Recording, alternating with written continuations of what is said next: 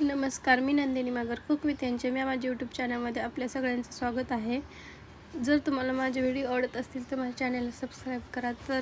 तर आज आपण बनवणार आहेत मैसूर पाक। मैसूर पाकची ही एकदम परफेक्ट रेसिपी आहे, जेणेकरून तुमची रेसिपी चुकणार नाही। त्याच्यासाठी आपण 2 वाटी बेसन घेतलेलं आहे। बेसन छान आपण चाळून घ्यायचं आहे। 2 वाटी बेसन घेतल्यानंतर आपण त्याच्यामध्ये 2 वाटी तूप टाकून थोडं करून तूप टाकून बेसनचं एक छान असं बॅटर तयार करून घ्यायचं आहे आणि उरलेलं तूप आपण नंतर यूज करणार आहे। तर 2 वाटी आपण 1 वाटी तूप सगळं एकदम ॲड करून बेसनचं एक छान असं बॅटर तयार करून घेतलेलं आहे आणि दुसऱ्या वाटीतलं पण आपण थोडं टाकून बॅटरची कन्सिस्टन्सी मॅनेज करत बॅटर रेडी करायचं आहे। त्याच्यानंतर आपण 2 वाटी बेसन घेतलं, 2 वाटी तूप घेतलं, त्याच्यानंतर आपण 2 वाटी साखर घेऊन त्याचं छान असं आपण पाक बनवून घ्यायचं आहे। 2 वाटी साखर घेतली आहे, त्याच्यामध्ये मी 1 वाटी पाणी घातलेलं आहे। आपल्याला छान असा त्याचा पाक बनवून घ्यायचा आहे। तर पाकामध्ये फ्लेवरसाठी तुम्ही वेलची टाकू शकता।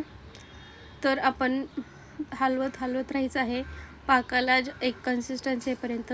एक तारेचा पाक बनवायचा आहे। अशा पद्धतीने एक तार येत असेल तर मग आपला पाक रेडी झालेला आहे। पाक रेडी झाल्यानंतर आपल्याला त्याच्यामध्ये आपलं बेसनचं बॅटर ॲड करत एकदम हलवत राहायचं आहे। कन्सिस्टन्सी मॅनेज करत हलवत राहायचं आहे।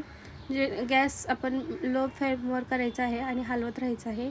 आणि नंतर आपण आपली 1 वाटी राहिलेलं तूप त्याच्यामध्ये थोडं घालून आपण हलवत राहायचं आहे। मॅनेज करत थोडंसं हलवत राहायचं आहे एकदम। तर आपण थोडंसं तेल करून सगळं 1 वाटी आपण पूर्ण तेल त्याच्यामध्ये ॲड करणार आहे। हलवत राहिल्यानंतर थोड्या वेळाने आपल्या बॅटरला अशी जाळी तयार होईलेली दिसेल आपल्याला। त्याच्यानंतर जाळी तयार होत आल्यानंतर बघा छान जाळी तयार होईलेली झालेली आहे आपल्या बॅटरमध्ये।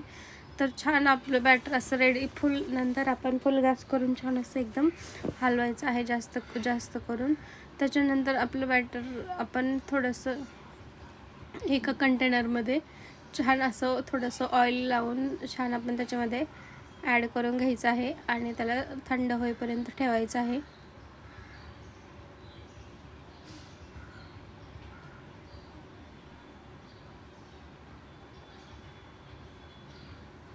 तर छान मी अशा एका मोठ्या प्लेटमध्ये तेल लावून त्याच्यामध्ये बॅटर ॲड केलेलं आहे आणि आता आपण ते थंड होईपर्यंत साईडला ठेवून द्यायचं आहे।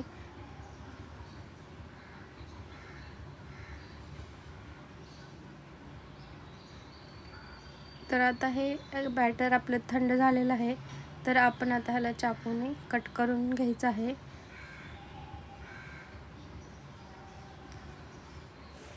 कोणत्याही शेपमध्ये तुम्ही कट करून घेऊ शकता। तर असं आपण कट करून घेतलेलं आहे। आता आपण वड्या साईडला काढून प्लेटमध्ये ठेवणार आहेत। बघा एकदम छान असं जाळीदार असं मैसूर पाक आपला रेडी झालेला आहे आणि खायला पण खूप टेस्टी झालेला आहे। तर तुम्हाला माझी ही रेसिपी कशी वाटली नक्की सांगा। व्हिडिओ आवडल्यास लाईक करा, कमेंट करा, शेअर करा, चॅनेलला सबस्क्राईब करा। थँक्यू।